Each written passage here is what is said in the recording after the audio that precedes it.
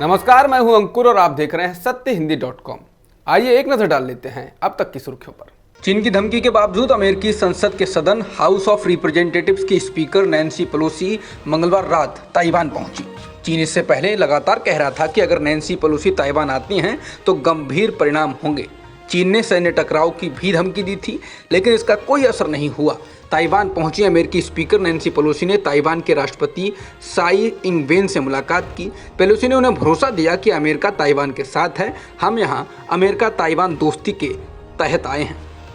अमेरिकी संसद के सदन हाउस ऑफ रिप्रेजेंटेटिव्स की स्पीकर नैन्सी पेलोसी के दौरे के बीच ताइवान का आरोप है कि 20 से अधिक चीनी सैन्य विमानों ने मंगलवार देर रात को ताइवान के वायु रक्षा क्षेत्र में उड़ान भरी है। जैसे ही US house speaker Nancy Pelosi का विमान ताइवान में उतरा, चीन के फाइटर विमान ताइवान की सीमा में घुस गए। बता दें, चीन ताइवान को अपना हिस्सा मानता है, जबकि ताइवान का दावा है कि वो एक स्वतंत्र द्वीप है। वहीं नैन्सी पेलोसी के ताइवान दौरे से पहले अमेरिका ने भी एक एयरक्राफ्ट कैरियर समेत 4 अमेरिकी वॉरशिप ताइवान के पूर्व में तैनात किए। अमेरिका ने इसको हालांकि नियमित तैनाती बताया। नैन्सी पेलोसी के ताइवान दौरे पर चीन के विदेश मंत्रालय ने कहा कि अमेरिका ताइवान का इस्तेमाल चीन को घेरने की कोशिश में कर रहा है। अमेरिका लगातार वन चाइना पॉलिसी को चुनौती दे रहा है। वो ताइवान में अलगाववादियों की आज़ादी की मुहिम को हवा दे रहा है। अमेरिका का ये रुख आग से खेलने जैसा है और ये बहुत ही खतरनाक है। जो आग से खेलेंगे वो खुद जलेंगे। इसके अलावा चीन ने पेलोसी के ताइवान पहुंचने के बाद कई सैन्य अभ्यास की घोषणा की। चीन ने ताइवान के चारों तरफ अपने फाइटर जेट और युद्धपोतों की तैनाती की है। शिन्हुआ न्यूज एजेंसी के मुताबिक चीन ने कहा कि वो 6 अलग अलग क्षेत्रों में 4 से 7 अगस्त तक लाइव फायर सैन्य अभ्यास आयोजित करेगा, जो सभी दिशाओं से ताइवान के द्वीप को घेरता है। इसके अलावा सैन्य अभ्यासों के अलावा चीन ताइवान के सैन्य ठिकानों पर हमला भी कर सकता है।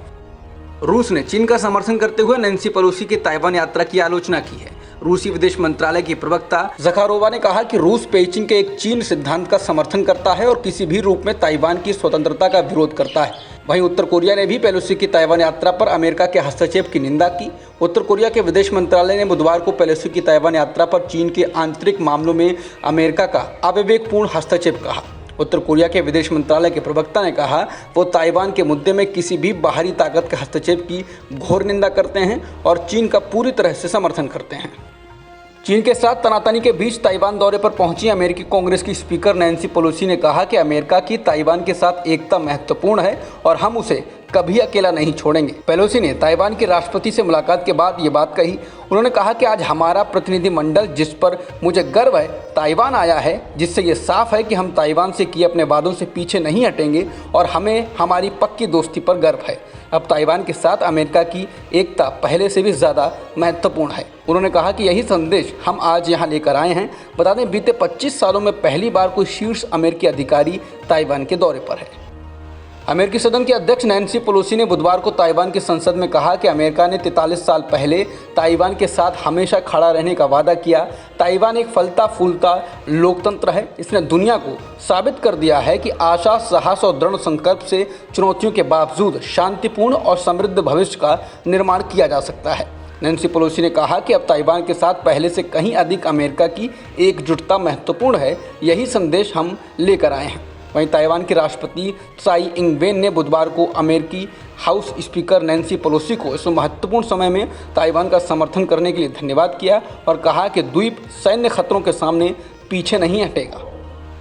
बहुजन समाज पार्टी यानी कि बसपा प्रमुख मायावती ने उपराष्ट्रपति चुनाव में एनडीए के उम्मीदवार जगदीप धनखड़ को समर्थन करने का ऐलान कर दिया है। उन्होंने ट्वीट कर कहा कि बीएसपी ने उपराष्ट्रपति पद के लिए हो रहे चुनाव में व्यापक जनहित व अपनी मूवमेंट को भी ध्यान में रखकर श्री जगदीप धनखड़ को अपना समर्थन देने का फैसला किया है तथा जिसकी मैं आज औपचारिक रूप से घोषणा भी कर रही हूँ।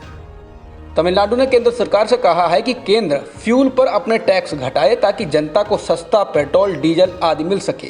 केंद्रीय वित्त मंत्री निर्मला सीतारमण के 1 अगस्त को संसद में महंगाई, जीएसटी दरों में बढ़ोतरी और पेट्रोल और डीजल पर करों पर दिए गए भाषण पर प्रतिक्रिया देते हुए तमिलनाडु के वित्त मंत्री पीटीआर पलानीवेल त्यागराजन ने कहा कि केंद्रीय वित्त मंत्री ने कहा कि राज्य सरकारों ने पेट्रोल और डीजल पर टैक्स को कम नहीं किया है, जबकि केंद्र सरकार ने अपने करों को कम कर दिया। तमिलनाडु के वित्त मंत्री ने कहा कि केंद्र द्वारा पहली बार नवंबर 2021 में पेट्रोल और डीजल पर अपने करों को कम करने से पहले तमिलनाडु ने अगस्त 2021 में पेट्रोल पर वैट में 3 रुपये प्रति लीटर की कटौती की थी। इसके अलावा केंद्र सरकार द्वारा पेट्रोल पर करों में कमी ने राज्य करों में 1.95 रुपये प्रति लीटर की कमी की है। नतीजतन पेट्रोल पर राज्य करों में कुल 4.95 रुपये प्रति लीटर की कमी आई है। इसी तरह केंद्र सरकार द्वारा डीजल पर करों में कमी ने राज्य करों में 1.76 रुपये प्रति लीटर की कमी की है। तमिलनाडु ने कहा कि ईंधन पर जीएसटी लगने के बाद तमिलनाडु जैसे राज्य की इस पर टैक्स लगाने की ताकत बहुत कम हो गई है। राज्य के पास अपनी आमदनी को बढ़ाने के लिए पर्याप्त रास्ते नहीं हैं।